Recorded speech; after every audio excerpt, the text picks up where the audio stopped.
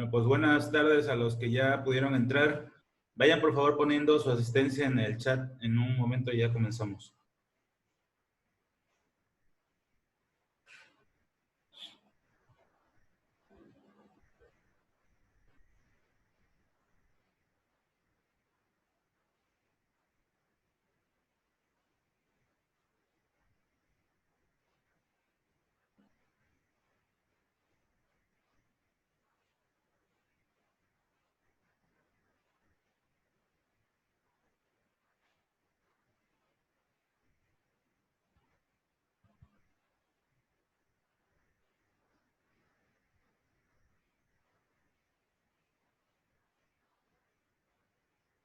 Bueno, pues vamos a comenzar.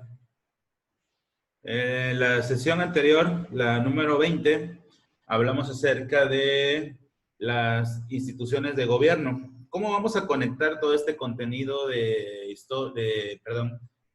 ciencias sociales, lo de ética del semestre pasado? Porque pues deben de saber que por alguna razón están relacionadas estas materias, pertenecen a la misma línea. Si bien no les estoy dando yo en este momento ética 2, pues le di ética 1.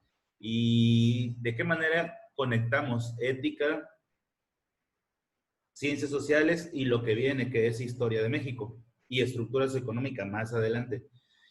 Lo que pasa es que el análisis de lo social, el análisis de la vida colectiva, el análisis de México como país y cómo nos va a nosotros, cómo les va a las instituciones de gobierno, se debe analizar desde un punto de vista o desde una óptica social, sí, esta materia, crítica, sí, esta materia, pero también desde un punto de vista ético, desde un punto de vista, desde un análisis sobre la gestión pública en relación a si lo están haciendo bien, si no se está cayendo en el vicio de siempre de la corrupción, de la clase política, de los economistas, del sistema jurídico corrompido, ¿no? Que es una de las características que tienen varios sistemas en nuestro país.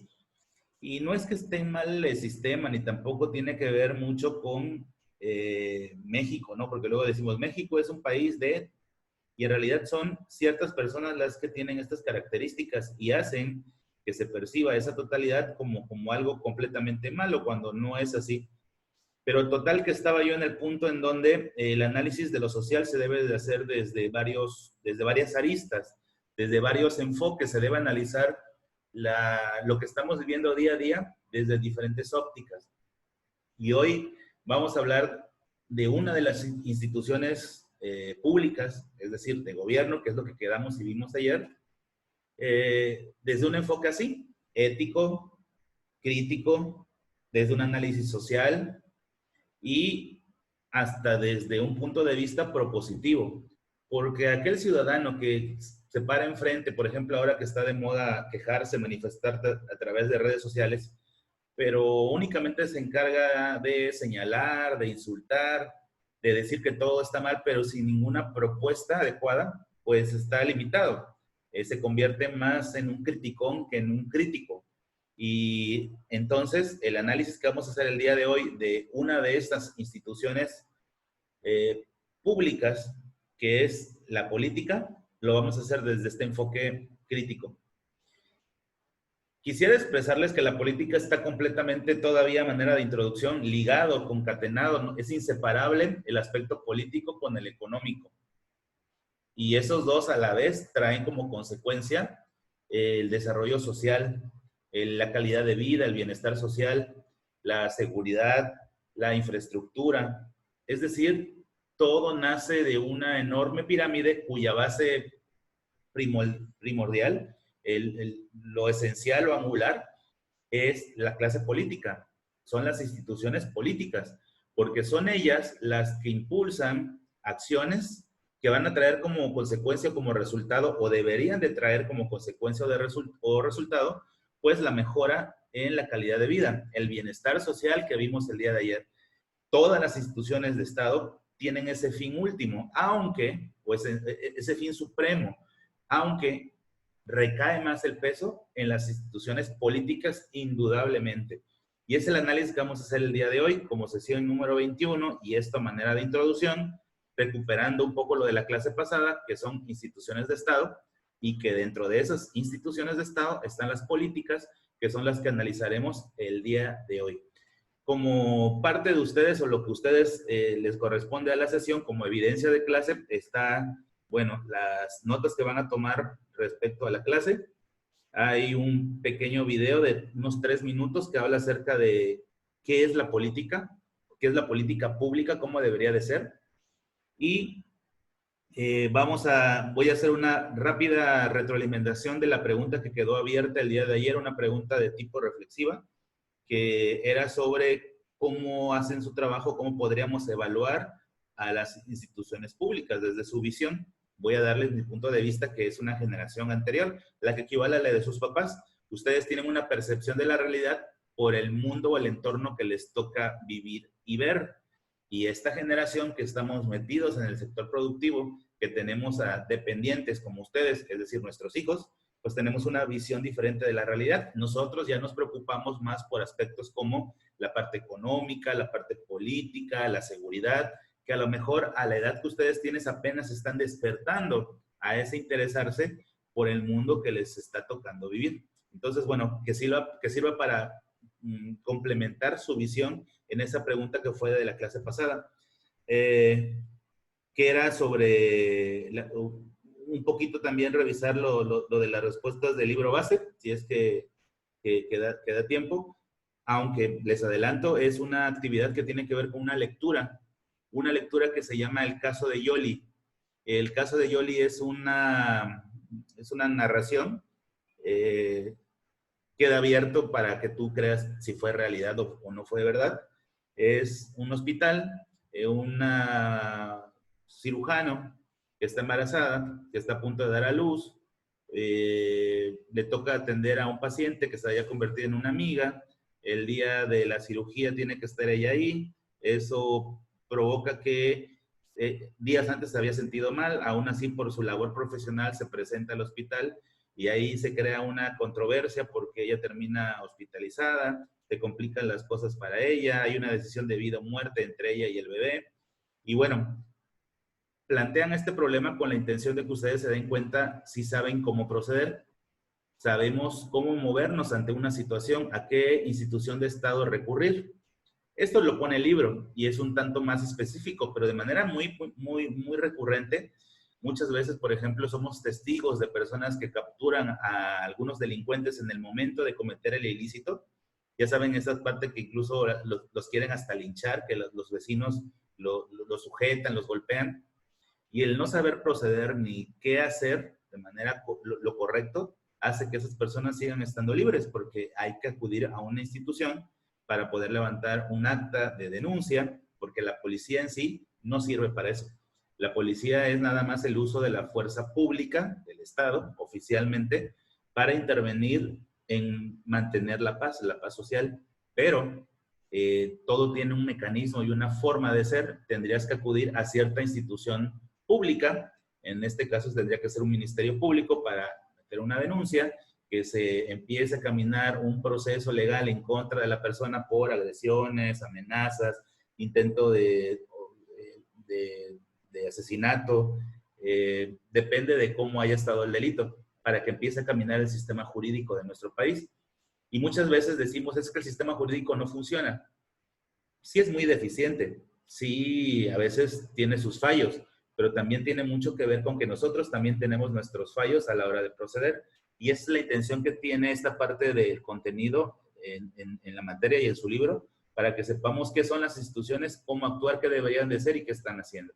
Y ahí nos vamos a ir. Todo esto me tarda un poco hoy porque hoy es el inicio de todo esto. En lo sucesivo van a venir las instituciones económicas y las jurídicas, pero ya saben cuál es el enfoque de analizar esto así, qué son, cuál es su función, cómo lo están haciendo, cómo proceder. Eso es el análisis que vamos a hacer a partir de esta sesión 21.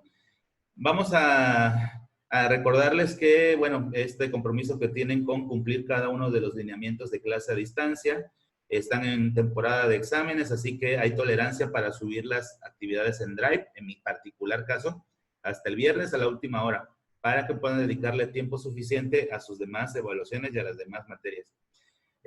A manera de introducción, voy a empezar con estas imágenes de aquí. A partir de acá ya empezamos a tomar notas de lo que se está exponiendo.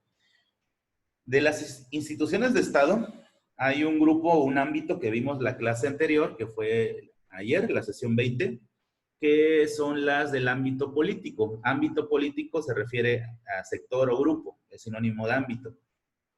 Estas del ámbito político están representadas en estas imágenes como las más importantes. La Suprema, la más importante de todas, porque esa rige el comportamiento político de un país, su forma de gobierno, las instituciones, cuáles son sus funciones, cuáles son nuestros derechos y obligaciones como ciudadanos, es la Constitución. Estamos en el primer punto y aquí ya debería de ser la primera nota. Dentro de las instituciones en el ámbito político, la Suprema, la más importante, la que rige el resto de las instituciones, es justamente la Constitución mexicana. Es una guía, es una serie de estatutos que norman, regulan, establecen los principios a través de los cuales se va a regir un país. Se establece la forma de gobierno, cómo está dividido el poder político, desde luego, cuáles son nuestros derechos y obligaciones como ciudadanos, cuáles son las obligaciones de las instituciones de Estado para desarrollarse socialmente y fomentar el bienestar social. Todo eso está contenido en este documento que se llama Constitución, en este caso Constitución Mexicana, que no puedo ahondar tanto en el tema, sin embargo, lo suficiente porque es una ciencia social. Acuérdense que el sistema jurídico está basado en la Constitución y la Constitución está dividida en dos partes. La primera sección habla acerca de las garantías individuales, es decir, cuáles son nuestros derechos y obligaciones como ciudadanos. Es más, cómo accedemos a ser ciudadanos. Porque para poder ser ciudadanos tenemos que tener una identidad. Tener una identidad significa estar registrado en el padrón de ciudadanos mexicanos para poder tener derechos, sí, pero también obligaciones. Entonces, una vez que ya eres parte de la ciudadanía, ya eres un ciudadano, porque ya estás jurídicamente incluido a través de tu registro en lo que llamamos el registro civil de una persona, en donde ahora tiene una figura jurídica con nombres y apellidos. Eso te va a amparar y te va a brindar cuáles son tus derechos y cuáles son tus obligaciones como ciudadano. La Constitución que hoy nos rige, otro dato que deben de anotar, versa del año de 1917. Es la última gran Constitución que se ha hecho. A pesar de que del año de 1917 a la fecha se han hecho múltiples reformas a diferentes artículos constitucionales, sigue siendo en esencia la del 17 la que nos gobierna, 1917. Se han hecho tantos cambios que prácticamente es una nueva reforma, pero como los cambios se han hecho de manera paulatina, esporádica, espaciada, es decir, en un año ciertos artículos, a los 3 años otros artículos, prácticamente es una nueva constitución, pero no se ha llamado una nueva constitución ni se ha dado un nuevo año porque no se han dado esas modificaciones en un solo evento, en un solo momento, en un solo año. Como han sido espaciadas y paulatinas las modificaciones, sigue siendo en esencia la de 1917 la constitución que nos rige. El presidente anterior, que es Enrique Peña Nieto, hizo una serie de cambios en la Constitución tan evidentes, tan fuertes, tan abundantes, que se llegó a pensar que tendríamos que estar hablando ya de una nueva Constitución. Sin embargo, no fue así. Este nuevo gobierno, este nuevo presidente también pretende hacer una serie de cambios tan suficientes, tan vastos, que sea considerada una nueva Constitución. Jurídicamente es casi improbable, o era casi improbable, porque tienes el contrapeso del Congreso, tienes el contrapeso del Poder Judicial. El problema de un gobierno como el actual, que solamente es gobernado por una sola fuerza política, es que prácticamente no hay contrapeso. Y tendríamos que ver en qué se resuelve todo esto, aunque hay instituciones y mecanismos para evitar que esto suceda. Total que la Constitución de 1917 es la que nos rige. A lo largo de todos los años han ocurrido adecuaciones, modificaciones, sin embargo, en esencia sigue siendo la misma. El segundo punto, si ubican, el edificio está geográficamente, espacialmente en la plancha del Zócalo capitalino. Es el Palacio Nacional. Es la casa presidencial hoy en día. La casa de gobierno durante las últimas décadas había sido Los Pinos, que se habían donado cuando el presidente Lázaro Cárdenas dona ese territorio, ese terreno, para que se construya ahí la Casa de los Presidentes.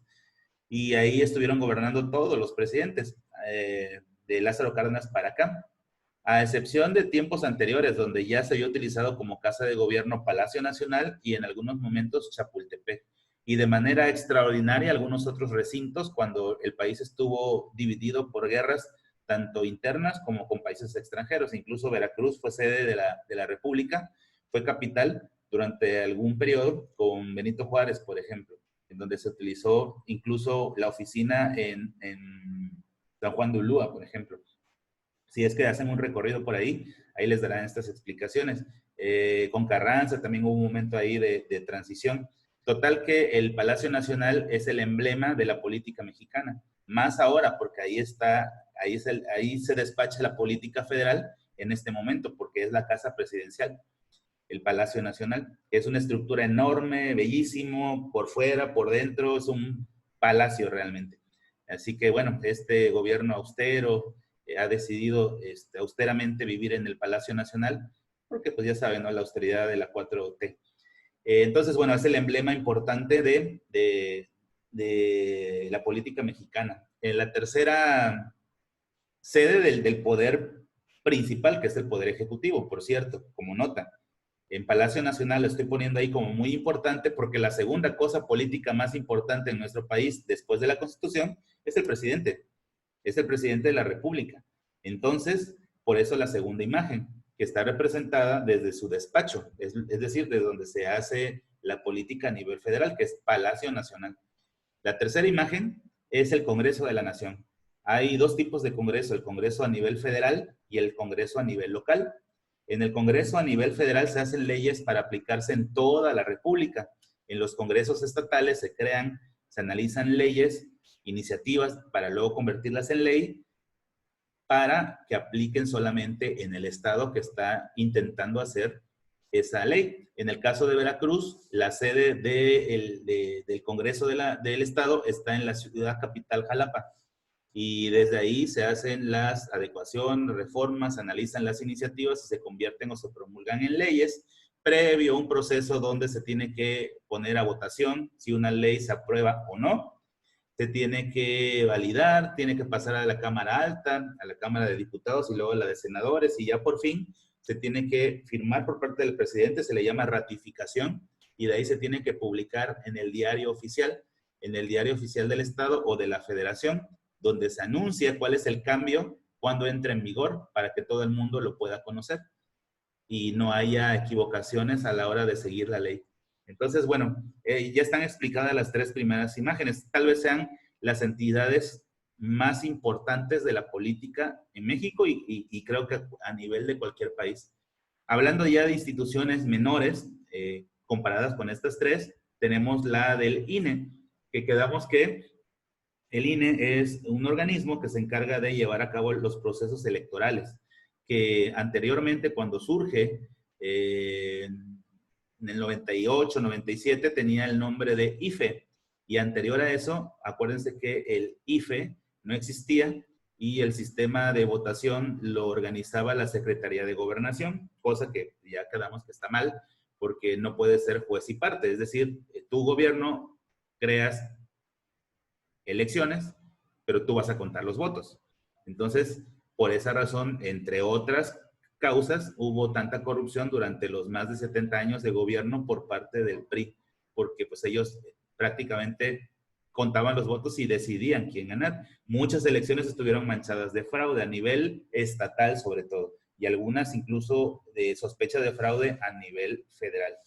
¿Por qué digo sospecha? Porque nunca se ha podido comprobar, porque en el momento en que se comprobara, pues obviamente se puede echar abajo la llegada al poder por parte de un presidente. No así en estados donde sí ha sucedido. Entonces, bueno, ese es el INE. En el caso de la Secretaría de Gobernación, también es otra institución del Estado que se encarga de la vigilancia política. En el caso de los congresos, estoy viendo en el grupo que quieren que repita. En el caso del congreso, que es la tercera imagen, hay dos tipos de congreso. El Congreso Federal, donde se toman acuerdos para aplicar en toda la República, y congresos estatales, en donde se toman decisiones, se hacen iniciativas, se promulgan leyes para la aplicación en el estado que sea, Veracruz, Oaxaca, solamente en esa demarcación. Hay dentro del Congreso dos cámaras, la Cámara de Diputados y la Cámara de Senadores. A la Cámara de Diputados se le suele llamar Cámara Baja y a la de Senadores se le suele llamar Cámara Alta. Y entre las dos aprueban por mayoría alguna ley. Si es aprobada, se tiene que firmar por parte del presidente o del gobernador, se le llama decreto, y a partir de ahí se tiene que publicar en el Diario Oficial de la Federación, en donde se marca a partir de cuándo entra en vigor esa nueva ley, y a partir de ahí hay que respetarla, ¿no? Y la sanción que corresponda si es que no se respeta tal ley o tal acuerdo. Para los que preguntaban esto, ¿no? Entonces, bueno, sigo. Si hay alguna duda, igual la ponen en el chat y en la medida de lo posible me detengo para poderles explicar. Si antes de esto hay otra duda y que no la haya visto, pues por favor me la ponen ahorita nuevamente para que pueda yo ver. Voy a cambiar el chat porque lo tengo en privado, lo voy a poner en público, porque esa misma duda que tenga alguno la pueden tener más de uno y así les queda contestado. Y así voy más rápido que tener que contestar uno a uno las dudas, ¿no? El segundo congreso es el Congreso Estatal, que está dividido en Cámara de Diputados y de Senadores. Acuérdense que la diferencia entre Congreso Estatal y Federal es que el federal aplica a todo el país y el estatal únicamente al estado correspondiente, para el que puso esta duda.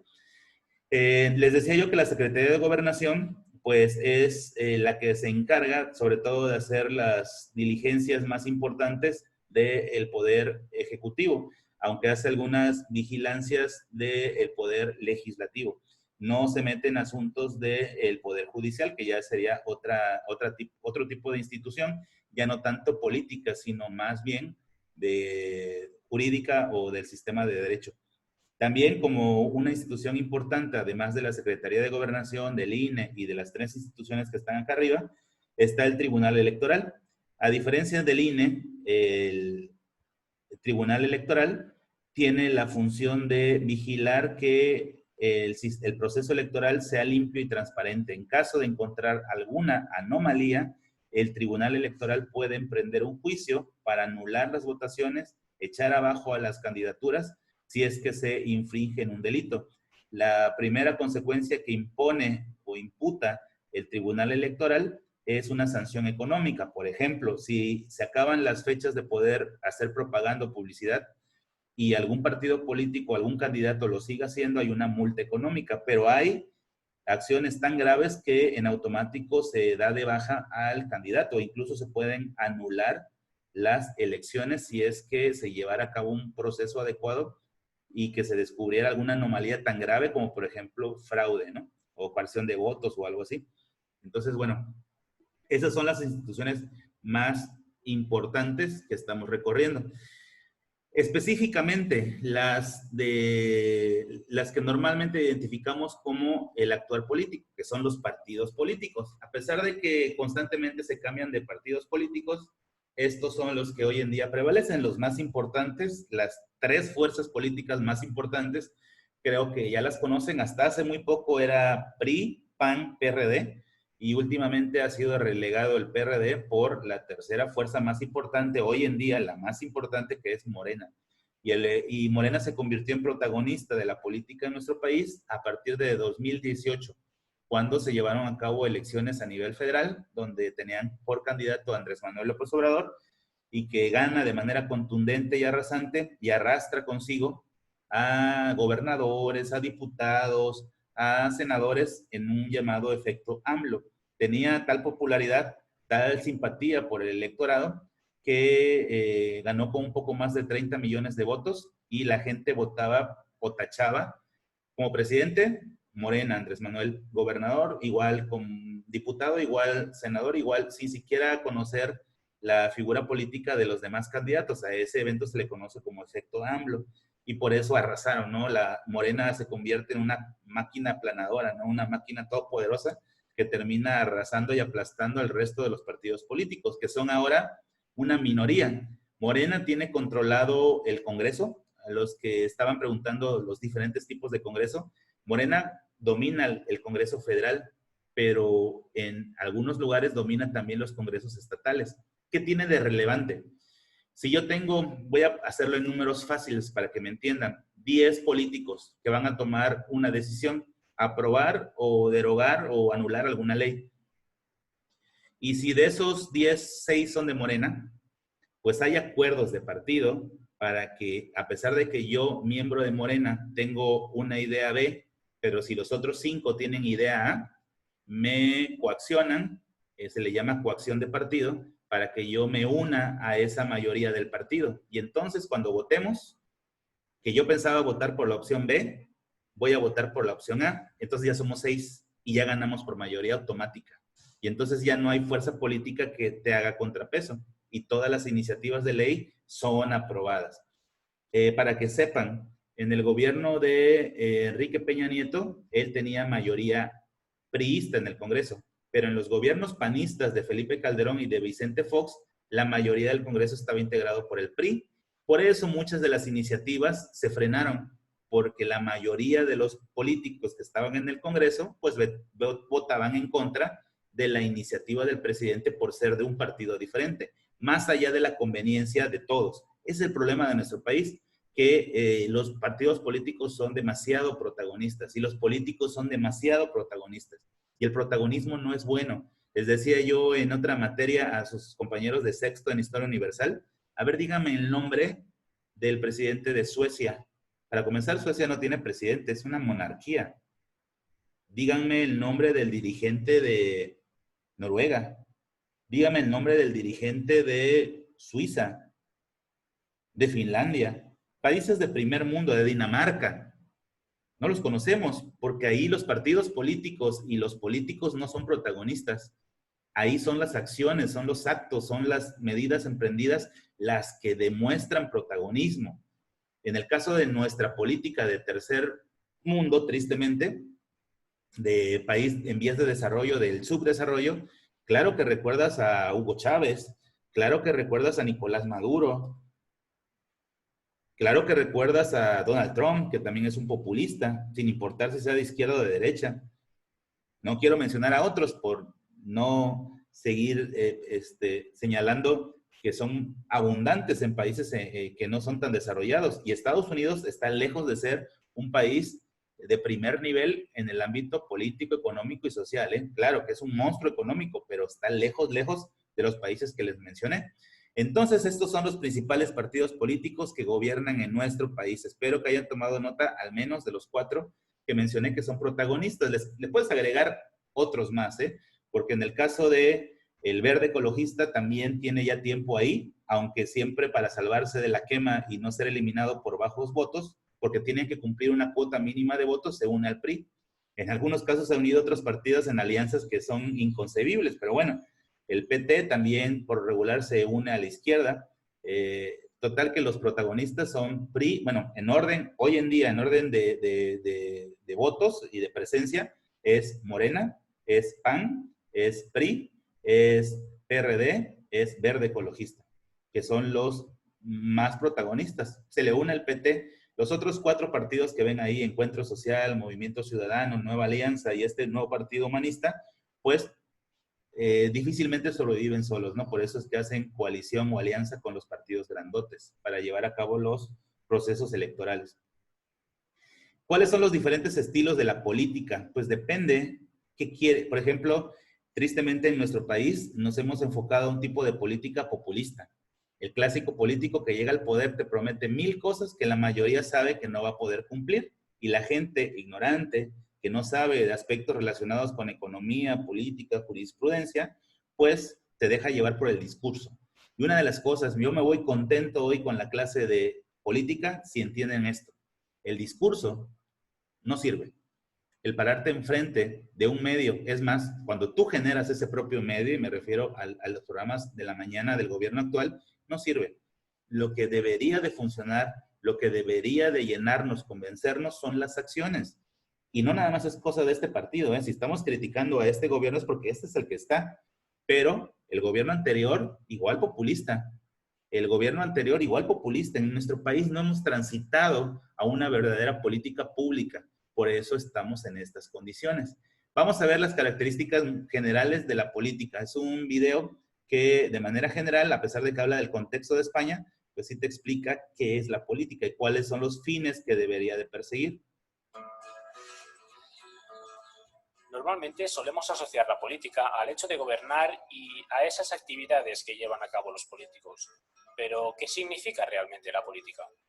El ser humano tiende a convivir en sociedad, pero eso en algunos casos podría llegar a ser y en muchos casos es un caos, debido al choque entre las distintas formas de ver la realidad y el enfrentamiento por los intereses de los distintos individuos.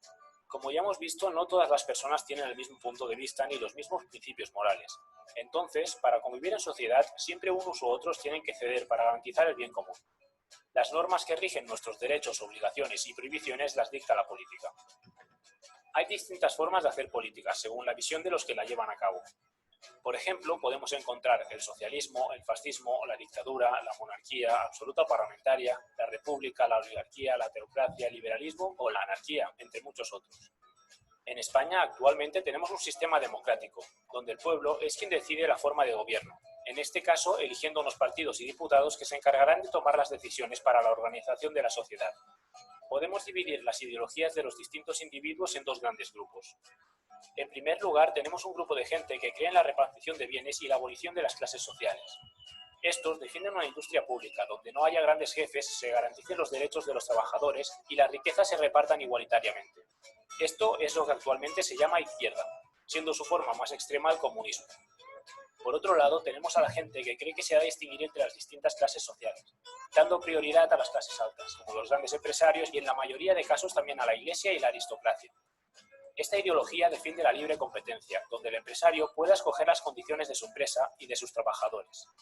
Esto es lo que actualmente se llama derecha, siendo su forma de gobierno más extrema la oligarquía o la aristocracia. Los extremos no acostumbran a funcionar bien y suelen llevar a crisis sociales y a guerras civiles. Normalmente la virtud se encuentra en el equilibrio, por lo cual, desde mi punto de vista, debería hacerse una política donde las empresas pudieran competir, pero a la misma vez asegurando los derechos mínimos de los trabajadores. Esta es la idea de centro. Así se alcanza el bien común, ya que todos salen ganando de forma equilibrada. La situación política actual en España es algo parecido a esta idea de centro, con partidos de tendencias de derechas o de izquierdas. Con las elecciones, la población vota a los partidos que más se ajustan a su ideología, y de esta forma, cada partido recibe un número de escaños con los cuales coloca un número de diputados en el Congreso, que serán los encargados de proponer y votar las decisiones. El problema del sistema democrático actual es la falta de información objetiva y verificada, ya que los partidos buscan la forma de adornar sus palabras, usan discursos demagógicos, en muchos casos se enfocan más en desmontar al resto de candidatos que en defender su posición con sus ideas propias y prometen cosas que finalmente no cumplen sin ningún tipo de consecuencia al respecto.